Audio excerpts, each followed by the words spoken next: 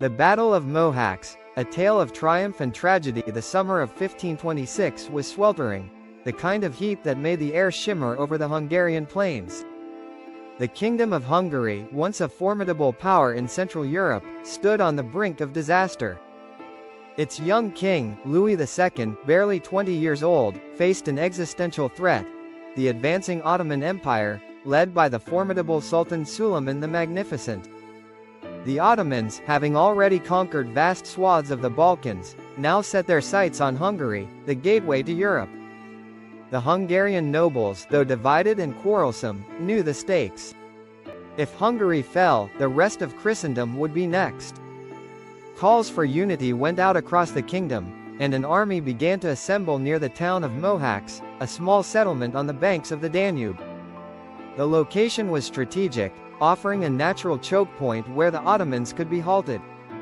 But time was short, and the Hungarian forces were a patchwork of feudal levies, mercenaries, and ill-prepared knights. Louis II, though inexperienced, was determined to lead his men. He was a symbol of hope, a young king who embodied the spirit of his people. But behind his youthful bravado lay a deep unease. The Ottomans were a force unlike any Hungary had faced before, disciplined, ruthless, and led by one of history's greatest military minds.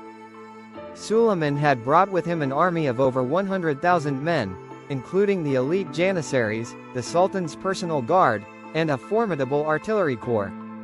As the Hungarian forces gathered, the mood was tense.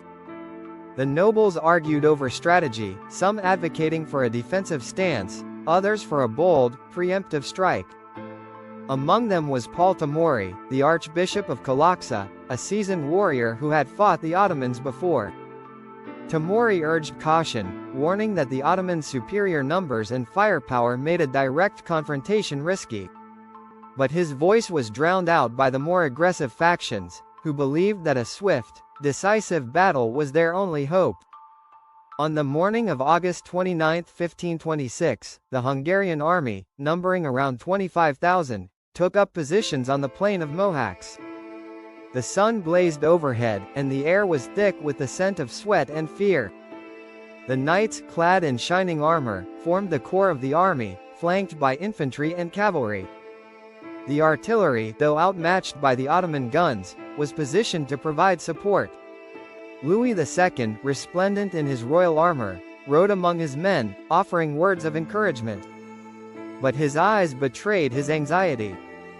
Across the field, the Ottoman army loomed like a storm cloud. Suleiman, seated atop his horse, surveyed the scene with calm confidence. He had planned this campaign meticulously, and he knew that victory was within his grasp. His forces were arrayed in a crescent formation, designed to envelop and crush the enemy. The Janissaries stood at the center, their muskets and bows at the ready.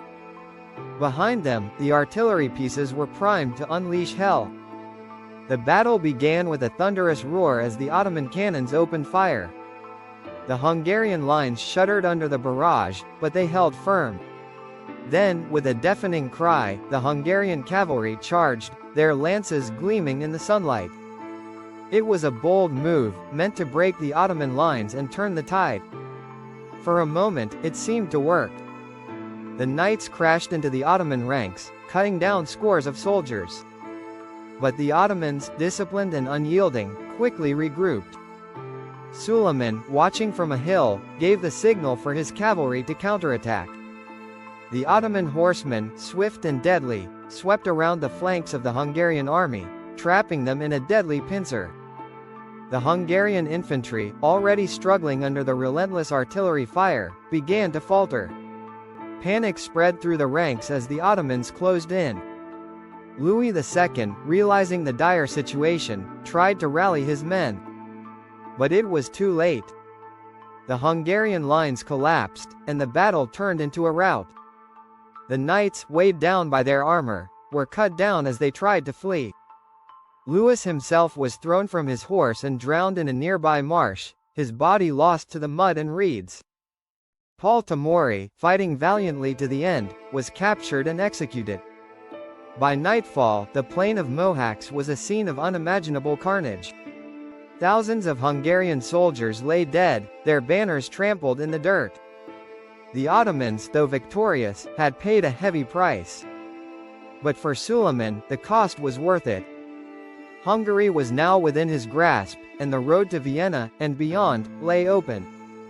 The Battle of Mohács marked the end of medieval Hungary as a major power.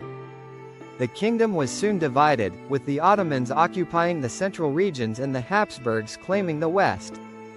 For the Hungarian people, it was a tragedy of epic proportions, a moment that would be remembered with sorrow for centuries to come.